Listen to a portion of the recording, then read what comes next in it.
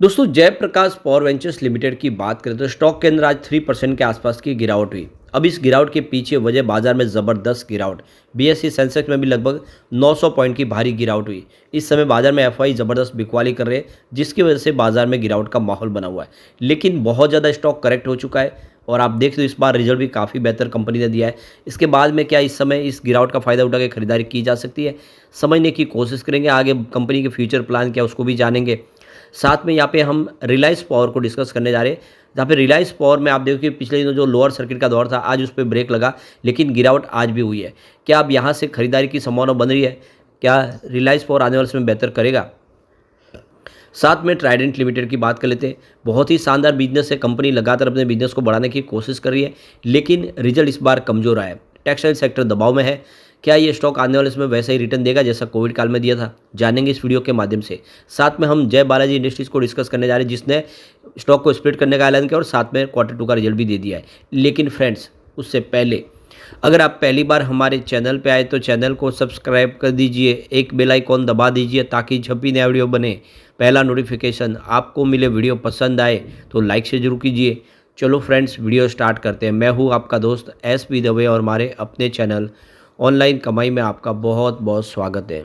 तो सबसे पहले जेपी पावर के कारोबार की बात करें तो आज 17.33 पर क्लोजिंग थे। 3.08% की गिरावट देखने को मिली। वैसे इंट्राडे में 18 तक स्टॉक चला गया था और पॉजिटिव था। अगर बाजार साथ देता तो यहाँ पे तेज़ी बन सकती थी।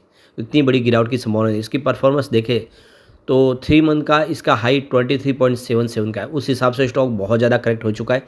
इसका 52 वीक का फ्रेश हाई 24 के आसपास जो पिछले 1 साल पहले बना था। और आप देख इसका जो ये क्लियरली देख सकते हो कि ऑल टाइम हाई तो 143 का है, जो कि 2008 के पहले आया था और कोविड काल में ये 50 पैसे से भी नीचे चला गया था। अब आप देखिए 3 मंथ का लो 16.75 का है और उसी के आसपास स्टॉक इस समय दिखाई देगा, थोड़ा उससे ऊपर है। 1 ईयर का लो इसका 12.25 के आसपास है और 3 ईयर का लो अगर आप देखेंगे तो 4.10 रुपीज़ के आसपास है। 5 ईयर का लो इसका 0.35 है, यानी 35 पैसे के आसपास है। तो कुल मिला के देख सकते हो कि स्टॉक ने बेहतर प्रदर्शन किया है। छोटे पैनी स्टॉक ने धमाका तो किया, लेकिन अभी भी काफ़ी बड़ी तेज़ी इसमें अभी बाकी है। अब यहाँ पे जेपी पावर के लिए जो सबसे अच्छी गुण है कि जेपी पावर आने वाले समय अपने बिजनेस प्लान को लेकर काफ़ी ज़्यादा उत्साहित है और अपनी जो हाइड्रो पावर कैपेसिटी उसको 5000 मेगावाट तक पहुँचाने की उनकी यहाँ पे इस समय उन्होंने अपनी तरफ से एक निर्णय ले लिया है। तो कंपनी की कैपेसिटी और बढ़ेगी। साथ में 1000 मेगावाट के सोलर और विंड प्रोजेक्ट भी कंपनी करना चाहती है 2030 तक। यानी 2030 तक कंपनी का प्रोजेक्ट और बढ़ेगा और धीरे धीरे ग्रीन एनर्जी सेक्टर में एंट्री करते हुए दिखाई देगी। ऐसे में जेपी पावर कमाल कर सकता है, क्योंकि कंपनी 1000 मेगावाट के सोलर और विंड पावर प्रोजेक्ट भी करना चाहती है। इसके अलावा अपनी ऑपरेशनल एफिशिएंसी को कंपनी बढ़ा रही है, अपनी जो कॉस्ट है उसको कम करने की कोशिश कर रही है और प्रॉफिटेबिलिटी इंप्रूव करने की कोशिश कर रही है।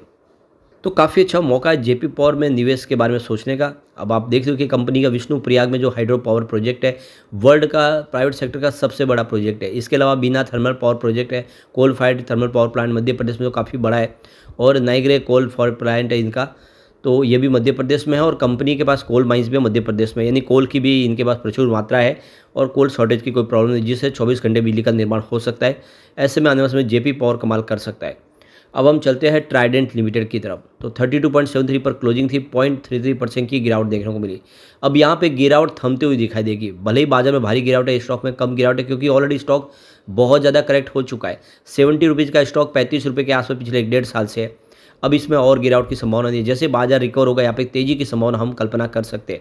इसकी परफॉर्मेंस देखें तो 3 मंथ का हाई इसका 38.49 का है, 1 ईयर का हाई 52.90 है और 3 ईयर का हाई इसका 70.35 का है, जो इसका ऑल टाइम हाई प्राइस है। अब 3 मंथ लो की बात करें तो 31.77 का है, जिसी के आसपास स्टॉक इस समय आपको दिखाई देगा। 1 ईयर का लो भी इसका 31.77 ही है, यानी पिछले 1 साल में स्टॉक ने कोई बेहतर प्रदर्शन नहीं किया है।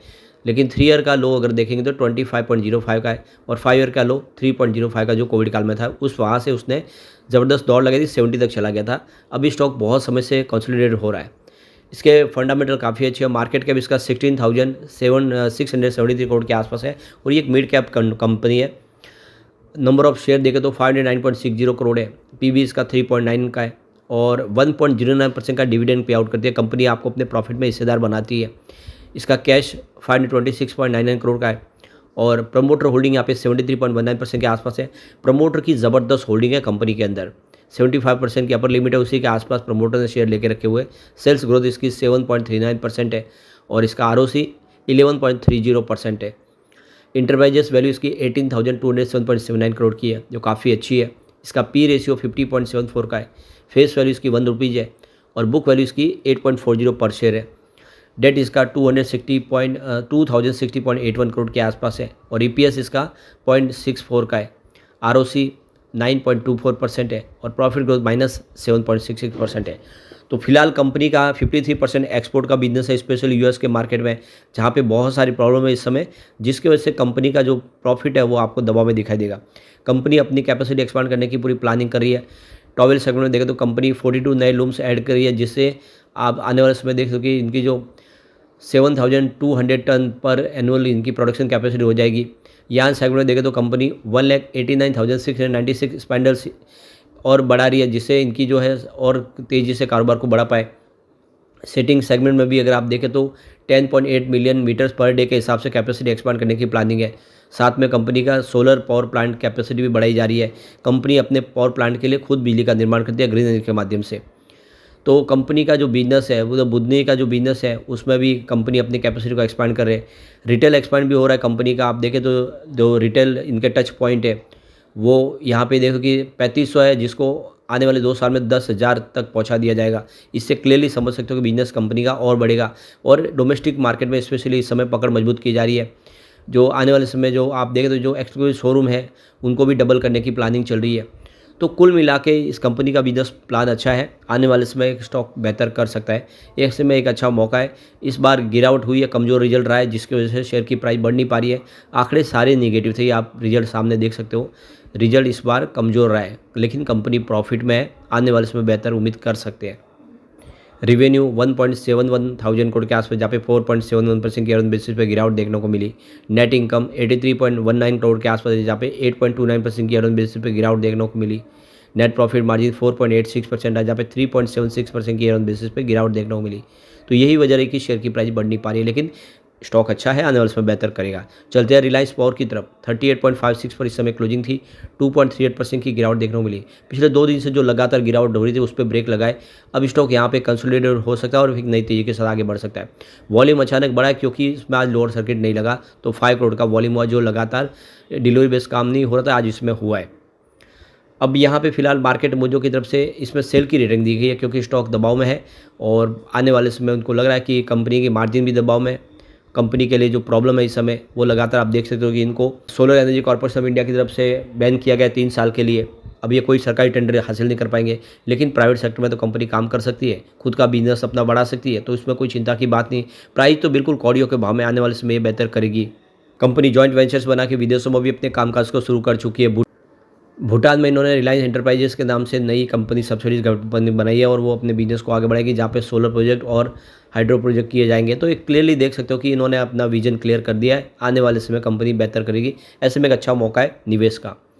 चलते हैं जय बालाजी इंडस्ट्रीज़ की तरफ। 1008 पर आज क्लोजिंग थी 1.31% की गिरावट के साथ। कंपनी ने Q2 का रिजल्ट डिक्लेयर किया है। जो प्रॉफिट है उसमें 24% की गिरावट देखने को मिली है, जो 153 करोड़ के आसपास रहा है। साथ में कंपनी ने स्टॉक के स्प्लिट करने का ऐलान कर दिया है।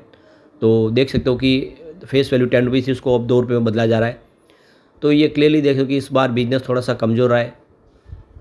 तो यहाँ पे चेयरमैन मैनेजिंग डायरेक्टर की जय बालाजी की तरफ से कहा गया है कि आज ये कि इस बार जो प्रॉफिट कम हुआ, इसके पीछे वजह कि जो प्रोविज़न रखा गया काफ़ी ज़्यादा, और उसकी वजह से 60 करोड़ का जो प्रोविज़न रखा गया वो प्रॉफिट में इस समय माइनस हुआ है। इसकी वजह से थोड़ा सा रिजल्ट में कमजोरी आई है। बाकी ओवरऑल प्रदर्शन अच्छा है। सबसे बड़ी बात है ये शेयर मल्टीबैगर साबित हुआ है। 1 साल के अंदर 100 रुपये की प्राइस थी, वो स्टॉक 1000 तक पहुंच चुका है और काफ़ी बेहतर प्रदर्शन किया है। अब इसको एक शेयर को 5 हिस्सों में बांटने की प्लानिंग कंपनी की है।